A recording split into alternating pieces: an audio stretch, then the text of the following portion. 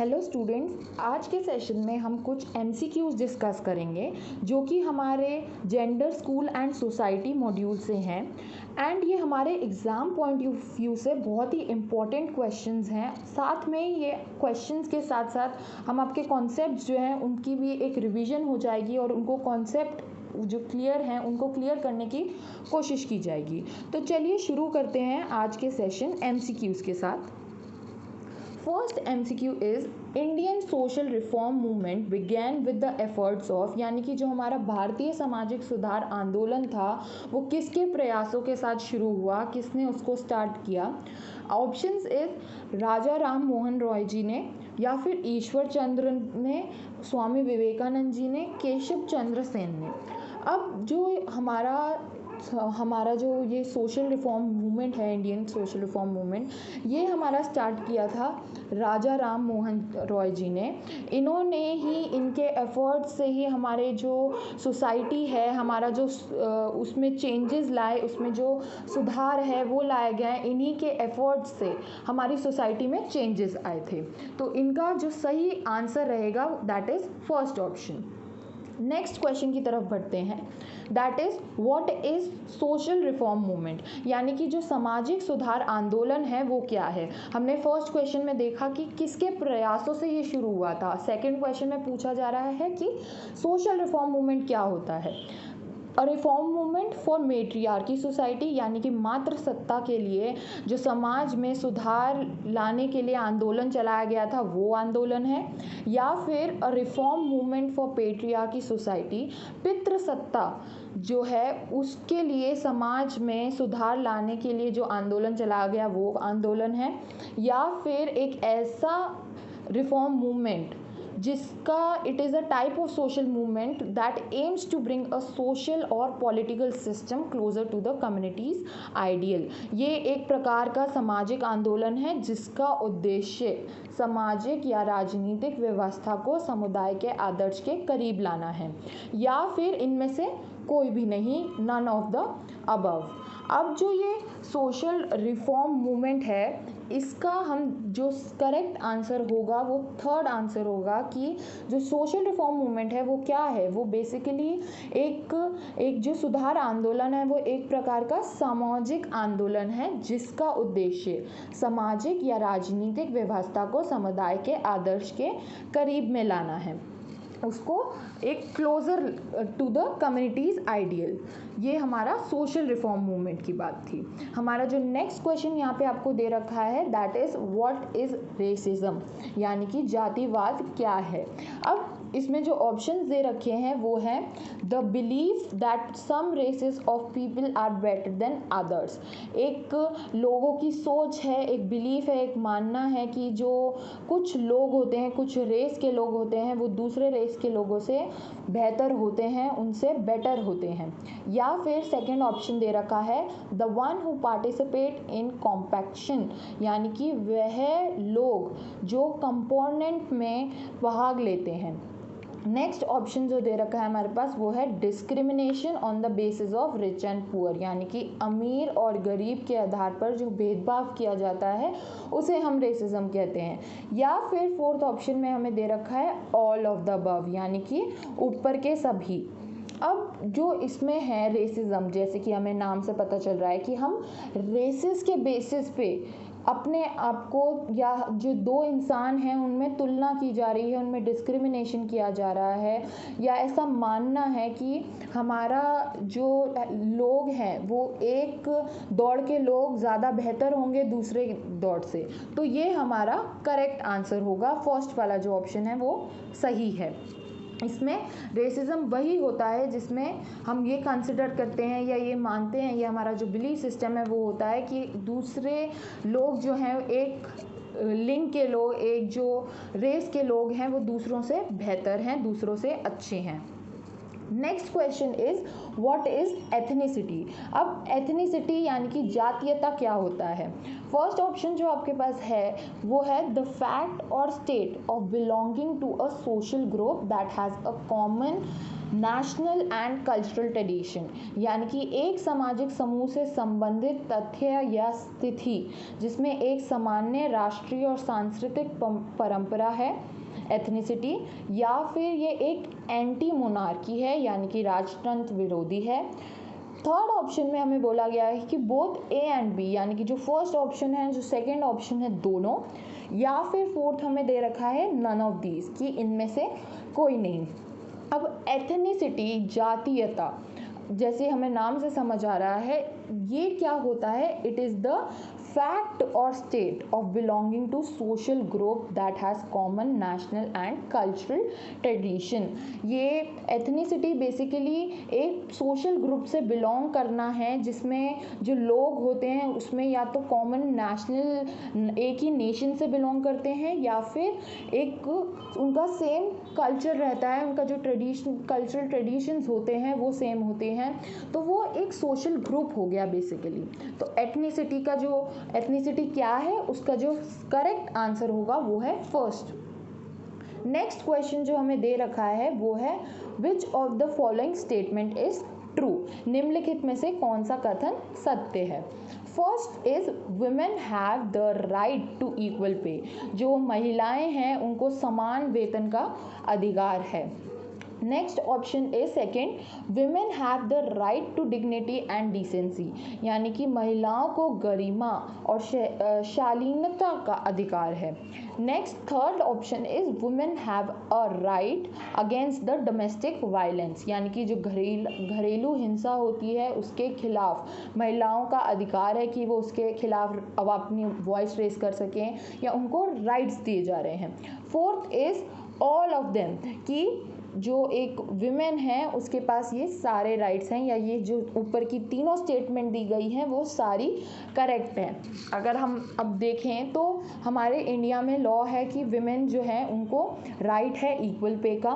Women's को क्या, in fact हर human being को राइट है डिग्निटी एंड डिसेंसी का, एंड जो डोमेस्टिक वायलेंस है उसके अगेंस्ट भी विमेन के पास राइट है। तो जो हमारा सही आंसर होगा इसमें से वो होगा ऑल ऑफ देम, क्योंकि ये सारी ही स्टेटमेंट्स ट्रू हैं, ये सत्य कथन है। नेक्स्ट जो हमारा क्वेश्चन है that is when we speak of gender division we usually refers to, कि जब हम लिंग विभाजन की बात करते हैं तो आमतौर पर हम किस चीज़ को रेफ़र कर रहे हैं या किस चीज़ का उल्लेख करते हैं। First option is biological difference between main and women, मतलब जेंडर डिवीजन से हम रेफ़र कर रहे हैं कि जो पुरुष और महिलाएं हैं उनके बीच जैविक अंतर है, बायोलॉजिकल डिफरेंस है। सेकेंड ऑप्शन हमारा कहता है unequal roles assigned by the society to men and women, यानी कि जो मर्द है और जो औरत है उनको अनइक्वल रोल्स असाइन किए गए हैं सोसाइटी के द्वारा, हमारे समाज के द्वारा उन लोगों को अलग अलग रोल्स दिए गए हैं कि मेन जो हैं वो बाहर जाके कमाएंगे और जो विमेन हैं वो घर बैठे बैठे खाना पकाएंगी। तो जो उनके रोल्स हैं, जो उनके काम हैं, उनको जो असाइन किए गए हैं वो सोसाइटी के द्वारा असाइन किए गए हैं और वो अनइक्वल हैं, इक्वल नहीं हैं। Third option is unequal child sex ratio, यानी कि असमान बालक लिंगानुपात। जो चाइल्ड सेक्स रेशो है वो अनइक्वल है, वो इक्वल नहीं है। Number of girl child and number of boy child जो है वो इक्वल नहीं है। Fourth option is absence of voting rights for women in democracy, जो हमारी डेमोक्रेसी है, लोकतंत्र समाज है, उसमें विमेंस को राइट नहीं है कि वो वोट डाल के आ सकें अपना, उनके पास एक राइट नहीं है वोटिंग का। अब जब हम जेंडर डिवीज़न की बात कर रहे हैं तो ऑब्वियसली बात है कि हम उसमें विमेंस का राइट की बात तो नहीं कर रहे होंगे, उनका राइट टू वोट की बात नहीं हो रही है, जेंडर डिवीज़न हो रही है, लिंग में क्या विभाजन कर रहे हैं हम उसकी बात हो रही है। तो इसका जो हम जब जेंडर डिवीज़न की बात करते हैं तो हम यूजुअली बात कर रहे हैं उन रोल्स की जो असाइन करे गए हैं सोसाइटी के द्वारा, ऐसे अनइक्वल रोल्स की जो मेन एंड विमेन को दिए गए हैं कि तुम्हारा ये काम है, तो तुम मैन हो तो तुम्हें ये काम करने हैं, तुम विमेन हो तो तुम्हारे ये रोल्स रहेंगे। तो इसलिए इसमें जो सही ऑप्शन होगा वो सेकेंड ऑप्शन है, that is unequal roles assigned by society to men and women, की समाज द्वारा पुरुषों और महिलाओं को असमान भूमिका सौंपी गई है। तो वही हमारे जेंडर डिविजन्स है, हमने डिवाइड कर दिया है उनके रोल्स को। नेक्स्ट क्वेश्चन जो है हमारे पास, दैट इज अ वुमेन और a man who believes in equal rights and opportunities for men and women, select the correct option for the definition। अब जो हमें ये डेफिनेशन दी गई है, हमें जो परिभाषा दी गई है, यानी कि एक महिला या एक पुरुष जो पुरुषों और महिलाओं के लिए समान अधिकारों और अवसरों में विश्वास करता है, एक ऐसा इंसान, एक ऐसा व्यक्ति जो दोनों को इक्वल राइट्स और एक ही नज़रिए पे देखता है, तो उसको हम क्या बोलेंगे, उसकी परिभाषा क्या होगी। फर्स्ट ऑप्शन जो हमें दे रखा है दैट इज़ फेमिनिस्ट, यानी कि नारीवादी। सेकंड इज़ पेट्रियार्की, यानी कि पितृसत्तात्मकता। Third option is caste hierarchy, यानी कि जाति के अनुसार जो हम बांटते हैं, पद देते हैं, उसको हम कास्ट हायरार्की बोलती हैं। फोर्थ ऑप्शन है सोशल चेंज, यानी कि सामाजिक रूप पे जो बदलाव लाया गया है। तो अब इसमें बात हो रही है एक व्यक्ति की जो दोनों ही मेन एंड विमेन को इक्वल राइट्स और इक्वल अपॉर्चुनिटीज़ देने में विश्वास रखता है, उसमें बिलीव करता है, तो उसको हम क्या कहेंगे। अब फेमिनिस्ट क्या होता है, फेमिनिस्ट होता है नारीवादी। नेक्स्ट इज पेट्रियार्की, पेट्रियार्की यानी कि पितृसत्ता, पेट्रियार्की हमने पढ़ा होगा। पेट्रियार्की इज बेसिकली कि जब हमारे जो राइट्स हैं, हम प्रॉपर्टी है जो भी है, वो एल्डेस्ट जो मेंबर है फैमिली का, जिसको एक्सपीरियंस है, मेन जो है उसके हाथ में सारे राइट्स होते हैं, उसके हाथ में सारा डिसीजन होता है। और जब ये प्रॉपर्टी और जो डिसीजन लेने का राइट है एक फैमिली में, वो पास ऑन होता है नेक्स्ट जनरेशन का, तो वो भी जो सबसे बड़ा और सबसे एल्डेस्ट मेंबर है फैमिली का, जो मेन है, उसको पास ऑन किया जाए, तो उसे हम पेट्रियार्की कहते हैं, पितृसत्ता कहते हैं। नेक्स्ट इज कास्ट हायरार्की, यानी कि कास्ट के अकॉर्डिंग, कास्ट के आधार पर हम जो लोगों में डिस्ट्रीब्यूशन करें कि ये कास्ट ऊपर आती है। अब हम अपने हिंदू की बात करें तो हम जो ब्राह्मण हैं उनको सबसे ऊपरी दर्जा देते हैं, तो उस अकॉर्डिंग हायरार्की कि ये सबसे ऊंचे दर्जे पे है, उससे नीचे ये है, तो उसको डिवाइड कर रहे हैं हम लोगों को कास्ट के according. Next is social change, यानी कि समाज के अकॉर्डिंग जो समाज में चेंज आ रहा है, सामाजिक बदलाव आ रहा है वो।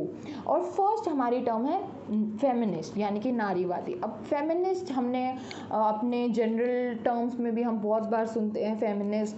फेमिनिज्म का मतलब ही यही है कि हम इक्वल राइट्स मांग रहे हैं, हम ये नहीं कह रहे हैं कि विमेन जो है वो मेन से बड़ी है या मेन जो है वो विमेन से बड़े हैं।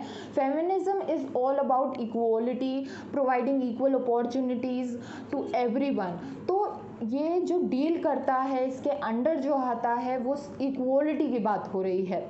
तो हमारा जो राइट आंसर होगा वो होगा फेमिनिस्ट, यानी कि नारीवादी। तो इसका सही आंसर नारीवादी है। नेक्स्ट जो हमारा क्वेश्चन है that is women in India are discriminated in, यानी कि जो हमारी भारत में महिलाएं हैं उनको किस लाइफ में या किस जगह सबसे ज़्यादा भेदभाव महसूस होता है या भेदभाव का सामना करना पड़ता है।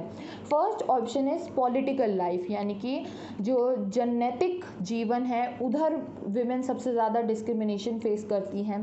सोशल लाइफ में अपना डिस्क्रिमिनेशन फेस करती हैं, सामाजिक तौर पे वो जो जीवन जी रही है, जिस समाज का वो पार्ट है, जिस ग्रुप का वो पार्ट है, उसमें वो अपना सबसे ज़्यादा डिस्क्रिमिनेशन फेस करती हैं। या फिर थर्ड ऑप्शन हमें दे रखा है इकोनॉमिक लाइफ, यानी कि जो आर्थिक जीवन में विमेन्स हैं उनको डिस्क्रिमिनेशन फेस करना पड़ता है। या फिर फोर्थ ऑप्शन दे रखा है हमें ऑल ऑफ द अबव, यानी कि ऊपर के सभी ऑप्शंस। अब अगर हम बात करें विमेन्स की, स्पेशली इन इंडिया, उनको हर लाइफ में, हर सिचुएशन में जो है वो डिस्क्रिमिनेशन फेस करना पड़ता है।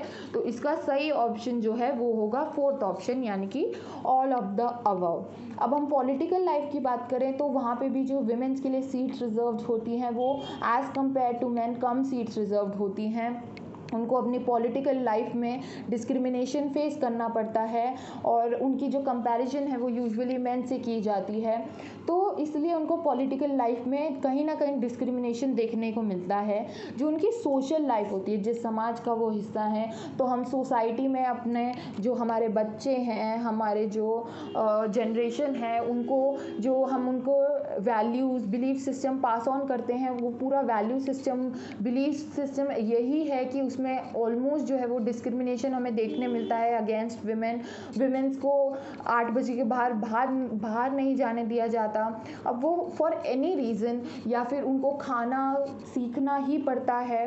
तो कुछ रोल्स ऐसे होते हैं तो जिसके अनुसार, जिसके अकॉर्डिंग उनको जो है वो अल्टीमेटली डिस्क्रिमिनेशन का सामना करना पड़ता है, उन्हें भेदभाव का सामना करना ही पड़ता है। और अगर हम इकोनॉमिकल लाइफ की बात करें, इकोनॉमिक लाइफ की बात करें तो जो उनकी आर्थिक जीवन है उसमें भी उनको कहीं ना कहीं डिस्क्रिमिनेशन फेस करना ही पड़ता है। फिर वो चाहे इक्वल पे की बात आए या अपना जो उनको अपने हाथ में सैलरी नहीं दी जाने देती, या अपने जो पेरेंट्स हैं उनको देना पड़ता है, या अगर वो अपने हस्बैंड के साथ रह रही हैं तो उन्हें प्रोवाइड करना पड़ता है। तो उनके पास फ्रीडम नहीं होती, मनी फ्रीडम। हालांकि अब बहुत डिस्क्रिमिनेशन कम हो गया है, बट अगर हम अभी भी बात करें तो हमें बहुत सी जगहें डिस्क्रिमिनेशन, भेदभाव महिलाओं के प्रति देखने को मिलता ही है। Next question is, if in a family the offspring inherit the mother's name of the family is called, यानी कि यदि एक परिवार में संतान को माता का नाम विरासत में मिलता है तो परिवार को क्या कहा जाएगा या उसको क्या कहा जाता है। First option is matronymic, second is patronymic, third option is matripotestal, fourth option is matrilineal. अब ये बात हो रही है एक फैमिली की जिसमें जो ऑफस्प्रिंग्स हैं, यानी कि जो बच्चा है, जो संतान है, उसको माँ का नाम मिल रहा है, माता का नाम दिया जा रहा है। तो उस फैमिली को हम मैट्रीपोटेस्टल फैमिली कहते हैं। उसका जो हमारा परिवार होगा वो मैट्रीपोटेस्टल होगा। Next question is, in dash family the husband goes to live in the house of his wife। अब ऐसा कौन सा परिवार है जिसमें पति जो है वो अपनी पत्नी के घर रहने जाता है या वहीं रहता है। फर्स्ट ऑप्शन इज मैट्रिलिनियल सोसाइटी, यानी कि मातृवंशीय जो होती है वो family. Second is matriarchal society, यानी कि मातृसत्तात्मक जो फैमिली होती है वो। थर्ड इज जॉइंट फैमिली, यानी कि संयुक्त परिवार। फोर्थ इज मैट्रीपोटेस्टल, यानी कि जो हमारा हमने अभी पढ़ा पीछे। तो अब क्लियर है ये कि ये मैट्रीपोटेस्टल फैमिली तो नहीं हो सकती, क्योंकि अभी हमने पीछे देखा था कि मैट्रीपोटेस्टल फैमिली क्या है, उसका जो परिभाषा है, उसकी जो डेफिनेशन है वो डिफरेंट है। तो मैट्रीपोटेस्टल फैमिली तो नहीं हो सकती, तो हम फोर्थ ऑप्शन को तो हटा ही देते हैं। थर्ड ऑप्शन बचा, यानी कि जॉइंट फैमिली। जॉइंट फैमिली क्या होती है? संयुक्त परिवार, नाम से ही समझ आ रहा होगा कि जो एक फैमिली में पेरेंट्स और बच्चों के अलावा उनके आगे की जनरेशन भी रहती है, यानी कि हमारे दादा दादी भी अगर हमारे साथ रह रहे हैं इस वक्त, तो वो जॉइंट फैमिली आती है, वो एक संयुक्त परिवार माना जाता है। तो इस फैमिली में हमें यूजुअली क्या देखने को मिलता है कि हमारी जो मदर्स हैं वो हमारे फादर्स के घर रह रही होती है। तो इस फैमिली में भी नहीं होगा, ये ऑप्शन भी हमारा रॉन्ग हो गया। अब बचा हमारा या तो मैट्रिलिनियल सोसाइटी या मेट्रियार्कल सोसाइटी। मैट्रिलिनियल सोसाइटी यानी कि मातृवंशीय। अब मातृवंशीय से ही हमें समझ आ रहा है कि जो मदर है उसकी जब जायदाद जो है, प्रॉपर्टी जो है वो उसकी बेटियों को दी जाए, मदर से दी जाए, तो उसे हम मैट्रिलिनियल सोसाइटी कहते हैं। तो इसका जो सही आंसर होगा, जो सही करेक्ट आंसर होगा, दैट इज़ मेट्रियार्कल, यानी कि मातृ सत्तात्मक। वही फैमिली मानी जाएगी जिसमें एक हस्बैंड जो है वो अपनी वाइफ के घर रहना चाहेगा, तो उसे हम मेट्रियार्कल फैमिली के नाम देते हैं या उस नाम से जानते हैं। Next question is, the Child Marriage Act amended in which year raised the minimum age of marriage for girls from 15 to 18 years? यानी कि जो बाल विवाह अधिनियम में किस वर्ष संशोधन किया गया जिसमें 15 से 18 वर्ष की लड़कियों की शादी के न्यूनतम आयु बढ़ा दी गई। फर्स्ट ऑप्शन इज़ 1986 कि 1986 में ये एक्ट जो है उसको अमेंडेड किया गया था और गर्ल्स की जो एज है वो 15 से 18 ईयर्स कर दी गई थी, या फिर 1976, third option is 1929, fourth option is 1991। तो इसका जो सही आंसर है, करेक्ट आंसर है, वो है 1976। 1976 में ही ये चेंज लाया गया था और जो एक्ट है चाइल्ड मैरिज एक्ट उसमें अमेंडेड आई थी, जिसमें ये रेज किया गया था, ये चीज़ उठी थी कि जो गर्ल्स हैं उनकी एज 15 से 18 साल कर देनी चाहिए, क्योंकि 15 जो आयु है वो बहुत ही कम आयु होती है और बच्चों लड़कियों की मैच्योरेशन भी तब नहीं हुई होती, तो इसीलिए ये 1976 में ये पॉइंट रेज हुआ था।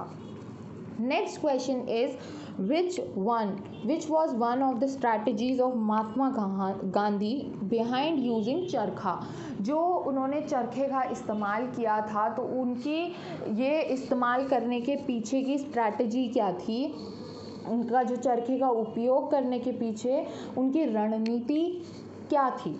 First option is, women could participate even from their homes in the movement by using चरखा, यानी कि जो महिलाएं हैं वो आंदोलन में घर बैठे बैठे भी हिस्सा ले सकती हैं चरखा का इस्तेमाल करके।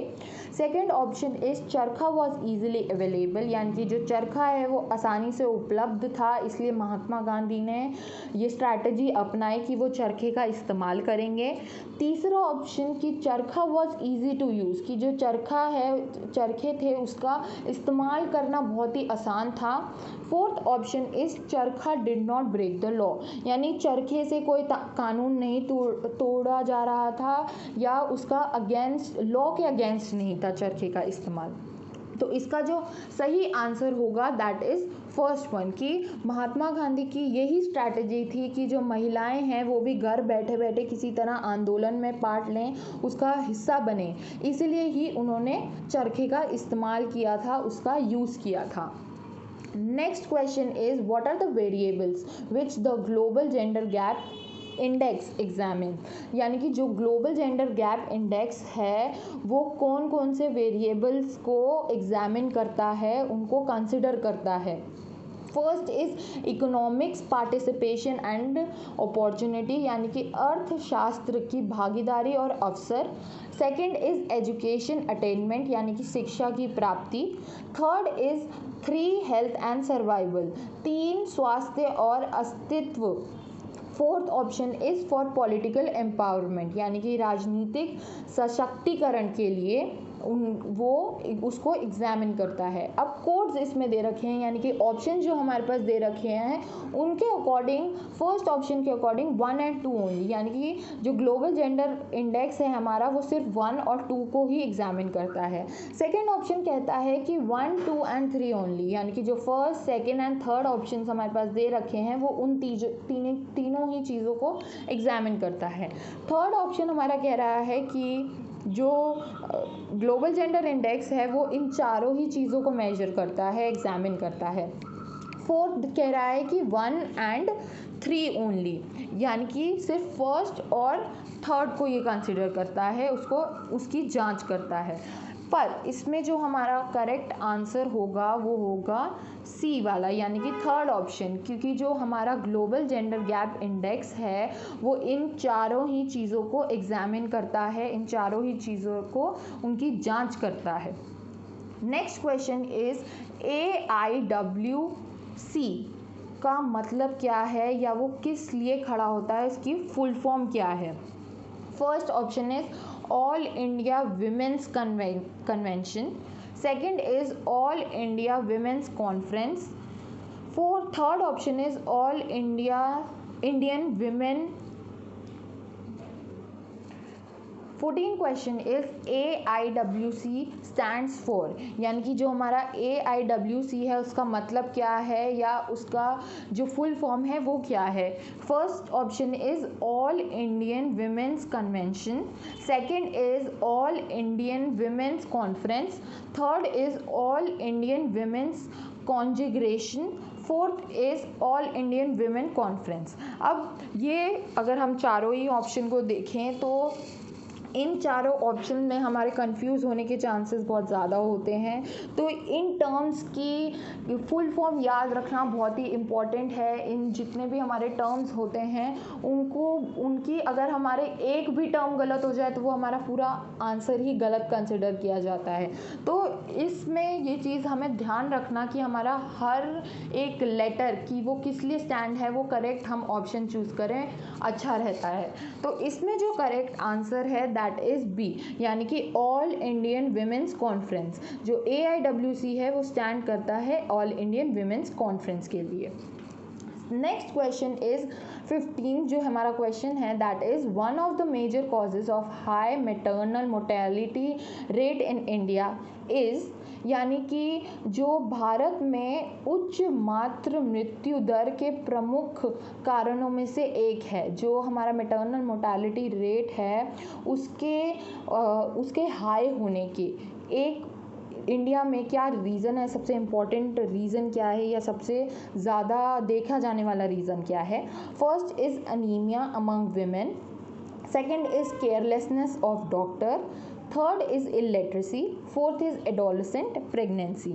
यानी कि जो अनीमिया, जो खून की कमी हो जाती है विमेन में जब वो प्रेग्नेंट होती है उस दौरान। सेकेंड इज़ केयरलेस, जो हमारे डॉक्टर्स हैं, जो हमारे डॉक्टर्स वो बहुत ही केयरलेसनेस दिखाते हैं, वो ढंग से ध्यान नहीं रखते विमेंस का ड्यूरिंग प्रेगनेंसी, इसलिए जो मैटरनल मोर्टेलिटी रेट है इंडिया में वो बहुत ही हाई है। थर्ड इज़ इलिटरेसी, यानी कि जो लोग हैं वो पढ़े लिखे नहीं हैं, वो एजुकेटेड नहीं है, वो इलिटरेट हैं। फोर्थ इज़ एडोलसेंट प्रेगनेंसीज, यानी कि जो किशोर अवस्था के दौरान जो लड़कियां हैं वो प्रेग्नेंट हो जाती हैं, वो गर्भ अवस्था में आ जाती हैं, वो प्रेगनेंसी ही कॉज करती हैं मैटरनल मोर्टेलिटी रेट। तो इसका जो सही आंसर होगा दैट इज़ फर्स्ट, यानी कि जो अनीमिया हो जाता है विमेंस में ड्यूरिंग प्रेगनेंसी, उनमें खून की कमी हो जाती है, उनको न्यूट्रिशन प्रॉपरली नहीं दिया जाता है, जिससे कि उनमें खून की कमी बहुत ही फ्रीक्वेंट देखी जाती है, उनका हीमोग्लोबिन लेवल कम हो जाता है जिससे कि उनको वीकनेस हो जाती है, तो उसे हम अनीमिया कहते हैं। तो विमेंस में अनीमिया ही एक बहुत ही इम्पॉर्टेंट रीज़न है, बहुत ही फ्रीक्वेंट रीज़न है जिसकी वजह से हमारा मैटरनल मोर्टेलिटी रेट इंडिया में बहुत ही हाई है। Next question is which of the following are gender inequality index measures, यानी कि जो लिंग असमानता सूचकांक उपाय हैं वो इन निम्नलिखित में से कौन से हैं? First is reproductive health measured by maternal mortality ratio and adolescent birth rates, यानी कि मातृ मृत्यु अनुपात और किशोर जन्म दर द्वारा मापा गया प्रजनन। Second is empowerment measured by proportion of parliamentary seats occupied by females and proportion of adults, females and males.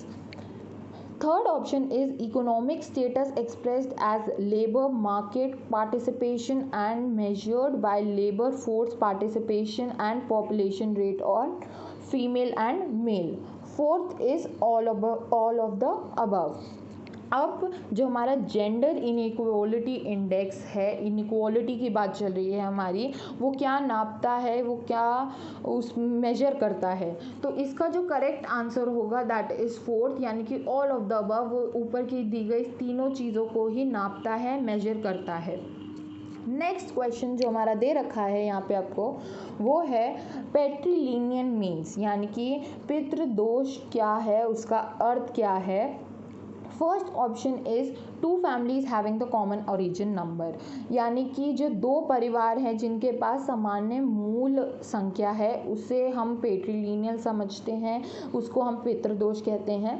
Second option is a family counted for another branch of family, यानी कि एक परिवार को पर दूसरे परिवार की एक और शाखा के लिए गिना जाता है, उसको एक तरह से रिप्लेसमेंट हो रही है या उसको दूसरी ब्रांच कंसिडर किया जाता है।